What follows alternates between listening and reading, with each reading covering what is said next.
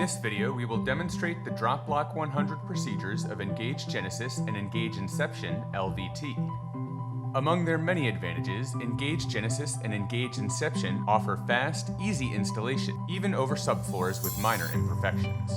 Genesis and Inception are designed to be floating floors and must be allowed to expand and contract freely. They should never be glued, nailed, or fastened to the substrate in any way. The first step to outstanding installation is careful preparation. Follow these pre-installation steps for best results. First, verify that all material to be installed is from the same run. Minor shade variations within the same run number are normal. However, installing material from different run numbers across large expanses is not desirable.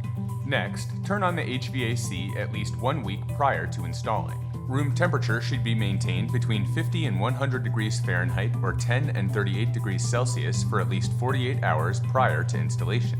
Next, confirm the substrate is suitable for use with Engage Genesis and perform the appropriate moisture checks. Concrete substrates must be tested for relative humidity, moisture, and pH. Test results must not exceed 85% relative humidity or RH. The calcium chloride test for moisture must be no more than 8 pounds per 1,000 square feet in 24 hours MVER, moisture vapor emission rating, and pH tests for alkalinity levels should register between 7 and 9. Wood substrates should be checked using an invasive moisture meter even if no obvious sign of moisture is present. Moisture levels must not exceed 14%.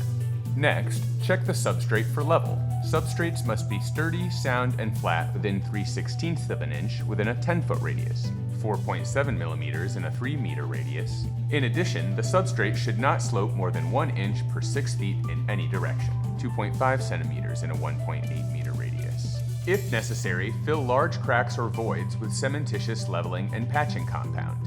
When installing over ceramic tile in residential applications, filling grout lines is not required so long as subfloor flatness guidelines are followed. In commercial applications over ceramic, grout lines must be filled.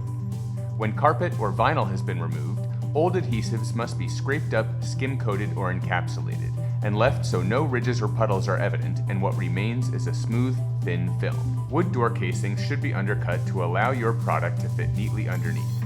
Do not cut metal door casings. Cut your flooring around them, leaving a 1/4 inch or 6.3 millimeter expansion space. Finally, sweep and vacuum the entire subfloor to remove all debris and dust and you're ready to begin.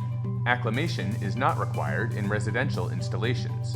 For commercial applications, Metroflor recommends acclimating the flooring for 48 hours prior to installing. Place unopened cartons in stacks of no more than 3 high and at least 4 inches apart, away from heating and cooling ducts and direct sunlight. Maintain the room temperature between 50 and 100 degrees Fahrenheit or 10 and 38 degrees Celsius and keep the humidity level between 40 to 60% before, during, and after installation. Install Engage Genesis or Engage Inception with DropLock 100 by first determining your starting wall and setting spacers to create the required expansion space between the planks and the wall. These will remain in place until installation is complete. Installation will begin from left to right, beginning in the left corner with the long groove edge facing you and the tongue side facing the wall.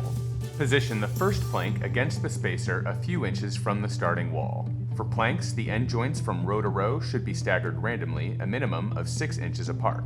Tiles should be staggered in a brick-laid pattern with the stagger equal to half of a tile. Cut the first plank in the second row to 1/3 its length before installing it. Insert the long tongue edge into the long groove of the first plank. Make sure there are no gaps and tap into place using the Prevail tapping block. Installation alternates back and forth between rows 1 and 2 for the first 2 rows only. Insert the long side of the second plank in the second row. Then slide it until the short tongue touches the short groove on the first plank of the second row. Press into place and tap the short joint with a lightweight dead blow hammer. Then square the joint by tapping the long edge of the plank using the tapping block. Position the long groove of a full plank into the tongue of the second plank in the second row, then press, tap, and square as before. Repeat the same installation pattern on rows 1 and 2 until you reach the opposite wall and cannot install another full plank. Cut the pieces to fit, being sure to maintain the expansion gap and install as before. Then move the entire assembly against the spacers on the starting wall. Install the remaining flooring 1 row after the other. Always press, tap, and square as you go, and maintain the required stagger throughout the install. Measure and cut the final row of planks to fit along the wall and use a pull bar to lock the long edges together. Do not use the pull bar on the short edges.